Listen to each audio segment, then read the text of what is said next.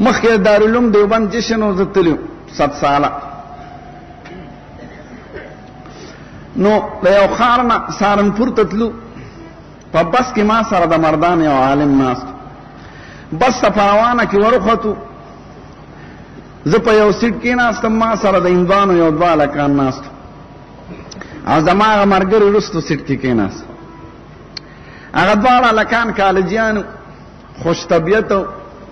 خبرې شروع کړې ویره ته د کوم ځای نه راغلی او څه کې او څوک یې داسې نورې خبرې م کولې وی که څه تپوسونه درنه کوو نو خفه کېږي خو به نه نو ما وایي که د سړیتوب خبره یې ولې خفه کېږي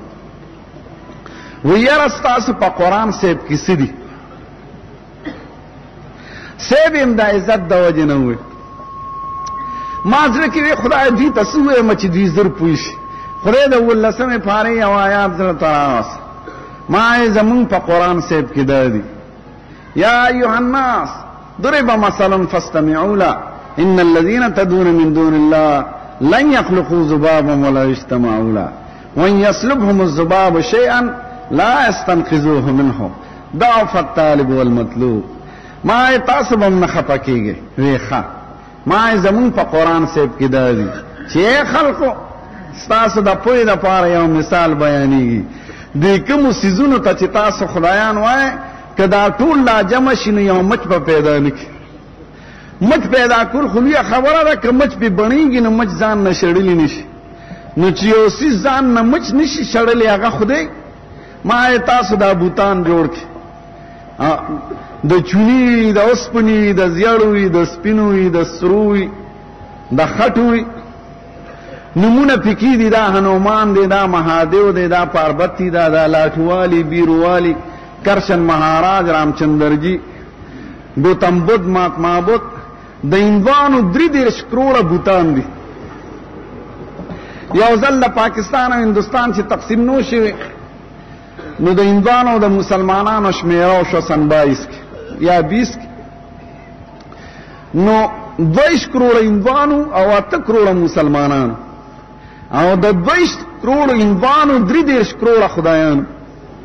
نو د یو سړي په سر یو نیم خدای رسېدو هندوانو سره عقل شته که نه کالجونه دي سکولونه دي لیډران دي لوی لوی سیاستدان دي خو د پیغمبر رڼا ورسره نشته نو په کندو سر دي نو ما ورته وي زموږ قرآن کې دا دي چې دې کومو څیزونو ته تاسو خدایان وایئ دا خو ځان نه مچ نشي شړلی نو چې ځان نه یو څیز مچ نشي شړلی هغه خدای ما وایي که خفه کېږئ نه نو په دې ټولو ځناورو کې قمقل شی غوا ده سپي تې هوښیار دی سپي که وړوکي څوک راولي او کور کې ځان سره وسات او یو څو وخته غوښه ورکړي نو که په سیکل کې منډه وی هم به در پسې درځي او چې کور ته ورشي درنه به تاویږي او لکۍ به درته څنډي د شپې به دې څوکۍ کوي غوا ته خو 12 کاله شنه ګیا ورکړه نه درله څوکۍ کوي نه درته سلام کوي که زامن دې ورنږدې شي هغه هم پلته وایي او پخکرې وایي نو په ټولو ځناورو کې چې کوم قمقل ځناور دی هغه تاسو خدای کړی دی غوا ته خدای عقل انسان ته لار نشي ښودلی